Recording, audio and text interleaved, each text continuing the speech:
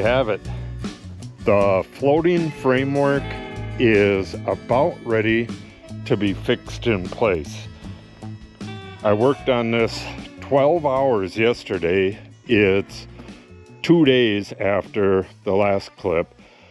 I got this thing square. That didn't take all that long.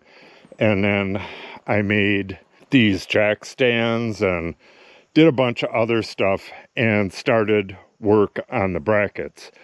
And then I worked on the brackets until like 8:30 last night. And I'll show you that in just a second. But this is dead square and it's still dead level.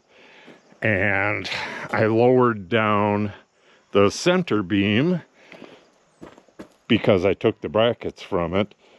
I have the brackets for the center done, and I'll be getting those back in here. And I have the shims figured out to get it, you know, nice and tight up against the rim boards. But I'm going to be cutting full-size shims. So we'll get the brackets in here, get the full-size shim. Well, actually, I'm going to put the brackets in, get it exactly where it goes, mark where the holes go, and then I'll take the bracket out and drill the holes. I don't know if I'll do that on the side ones, but it's easy enough to do on these, and then I won't have the brackets in the way. Good, good, good. Yeah. This looks really nice, and my string is still dead on where it should be. I'll be putting in 3, 4, 5 pieces of wood, measure out 4 right here, 3 over here, and then I'll connect that with a piece of wood going this way right at the 5. I'm going to do that in all of the corners before I bolt anything down. Yeah, that's the good thing about having a floating frame like this, is you can adjust it all the way up until the last minute. And even as I'm bolting it down, I can still adjust it a bit. Yeah, this is really nice.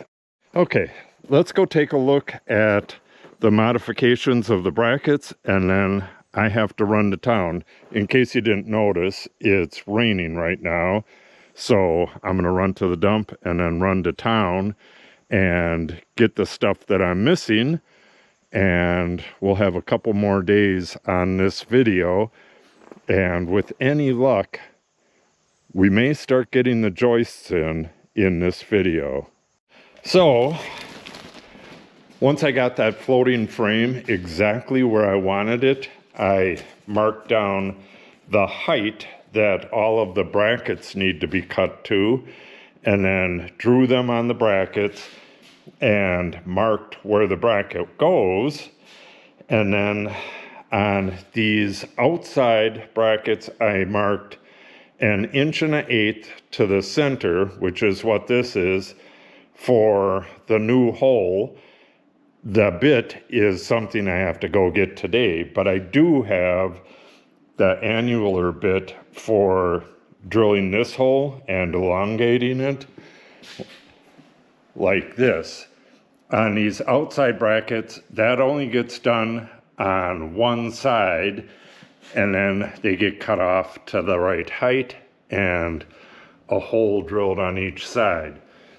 So once I get everything marked, I bring it over there and center punch where my holes are going to be, and there's one in the bottom as well. Well, I'll do this one for you so you can see, but there's the one in the bottom. This gets a 3/4 inch hole, and then it's connected with the jigsaw and elongated. Here are the bits that I used. I'm on my second bit, and I think I've elongated 13 holes. This will be the 14th one. So They last pretty long. This is some pretty heavy duty metal to be cutting with a jigsaw. And the annular bit, I had no idea how well that was going to do. That's this bit right here. And that did beautifully. It's still cutting like it was brand new. I'll put a link to all this stuff in the description below. All right, so first thing I do is bring the bracket over and screw it to this 4x6. Drop of cutting oil, and my little center punch looks like it's a little bit off, so I'm going to try to straighten that.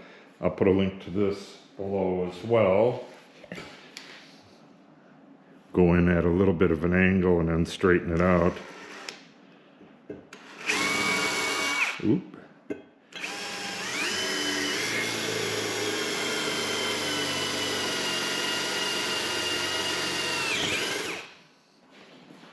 Alright, now lube it again for the annual cutter, or annular.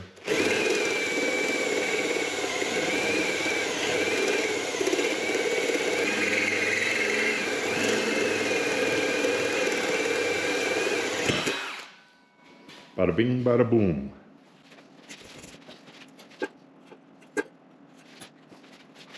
And this is actually the last cut on the second bit, so this is as dull as it's gonna get.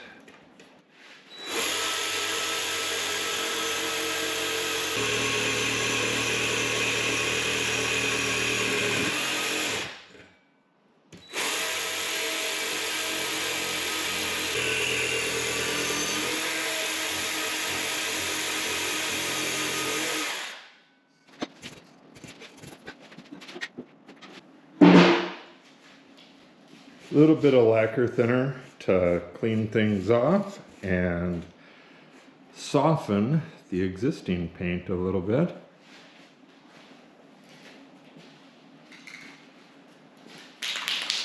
Then a little spritz of paint / primer.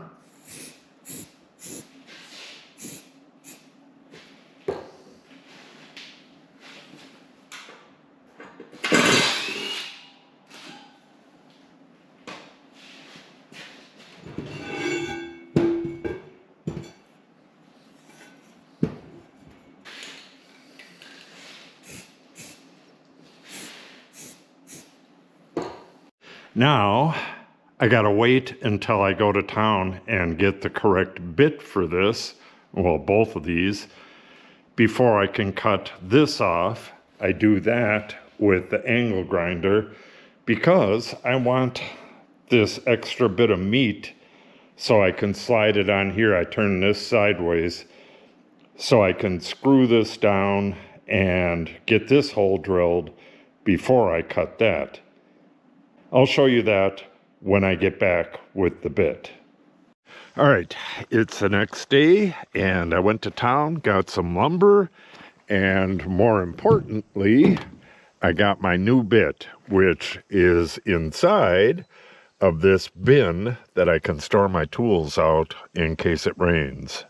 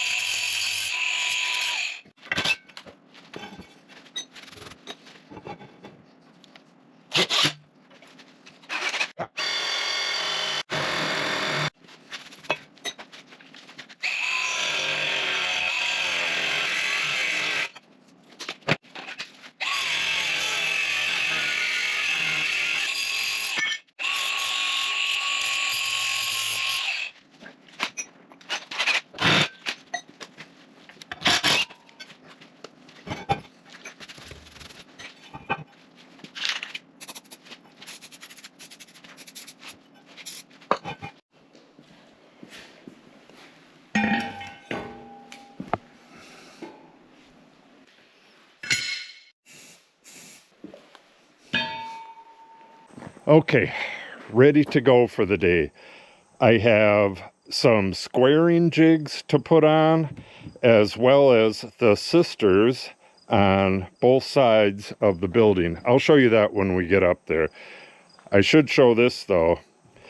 These bins have these openings here. I don't know what they're for, maybe for locks or something. They're really stupid, but water would go right down and down through the side of this and fill this thing up. So I used Gorilla waterproof tape on this. This stuff is excellent.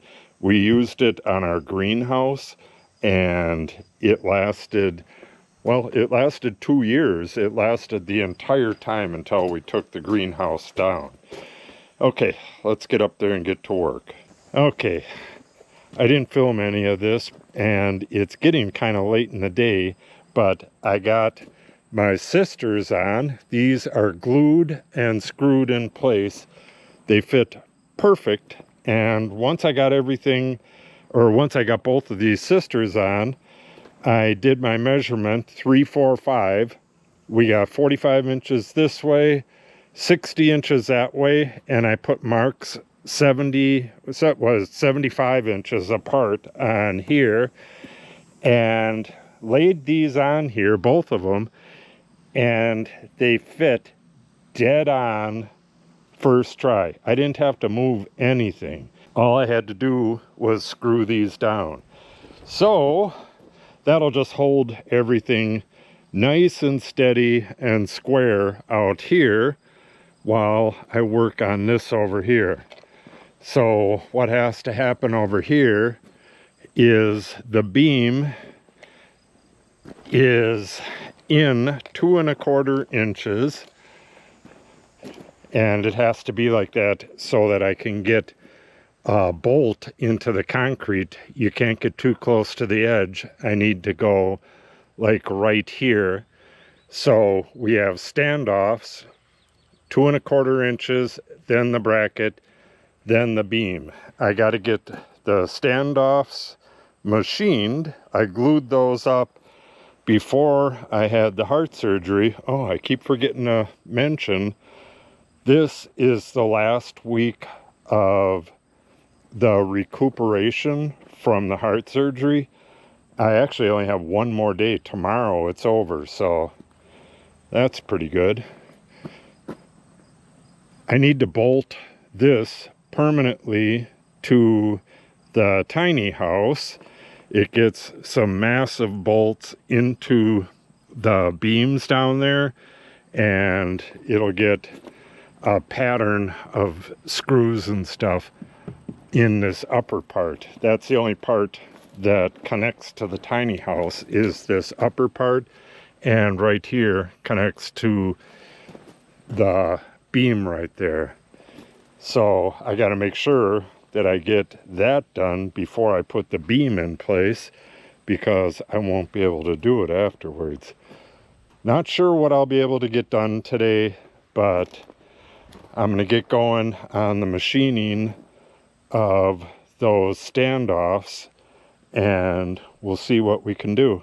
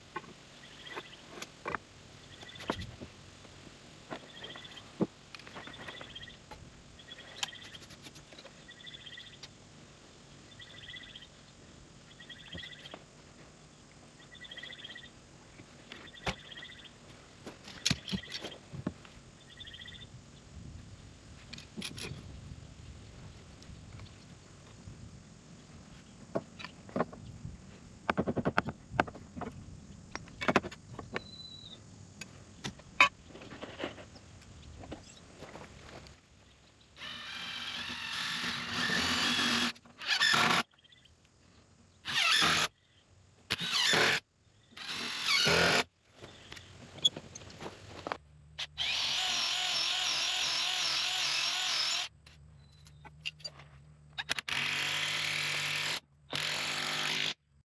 right, we are completely done.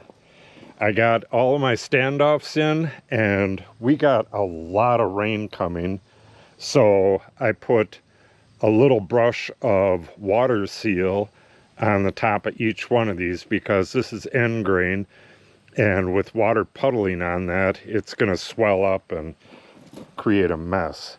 And I need these to remain as dimensionally stable as possible until I can get the beam in. The beam attaches right to this face all the way along here, and it has 3 brackets on the sides and 4 brackets in the center. Yeah, the floating frame is perfect. It's perfectly square and perfectly level, and now I need to bolt it down, and it needs to remain perfectly square and perfectly level when I'm done doing the bolting. Then I can start putting the joists in and do the plumbing. I'll be putting the joists in up to right here somewhere, and then I have to run the plumbing from the shower and the toilet and the washer and dryer. The plumbing from a sink that's going over here is going to go through the wall, the drain. Yeah, that should be pretty interesting. Hardest part about that is going to be doing the insulation coming up from the ground. You can see it on this right here. There's the main pipe goes in right there, and then there's another one over here. They're boxed out with a bunch of foam and stuff. I'm not 100% sure how I'm going to do this, but we'll see. It shouldn't be too bad. Okay, so next week comes the bolting down. We'll no longer have a floating frame, but that's a good thing. So if you're not subscribed, make sure you subscribe and hype the channel and all that stuff. And we will see you in the next video.